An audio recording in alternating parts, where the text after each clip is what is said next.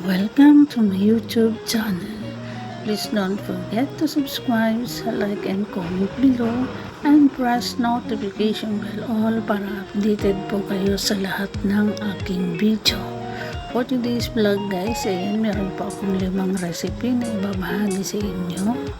At ang ating unang recipe for today is yung steamed dryer egg guys. Ating century egg, salted egg, and the normal egg with spring onion and coriander on top. And steam natin guys. At ang ating pangalawa namang recipe is ang ating blanched tauge. Ayan, lagyan po natin ng oyster sauce, soya sauce, at a little bit of sugar. At saka yung toppings niya guys ay ang deep fried garlic, onion, and coriander. And that's it guys. Ang ating pangalawang recipe. Ayan. Simple recipe. At ang ating pangatlong recipe for today guys ay ang ating lofa with fried egg. Ayan.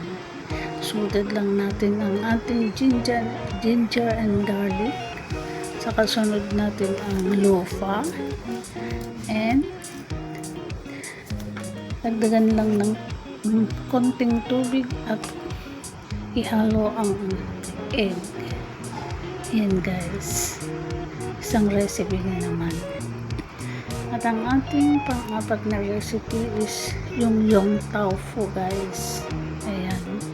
Chinese recipe guys.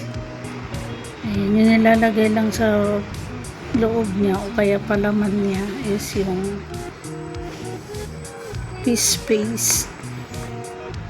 Parang fishball guys. Nilalagay sa loob ng ampalaya, talong, mushroom o kaya tauqua.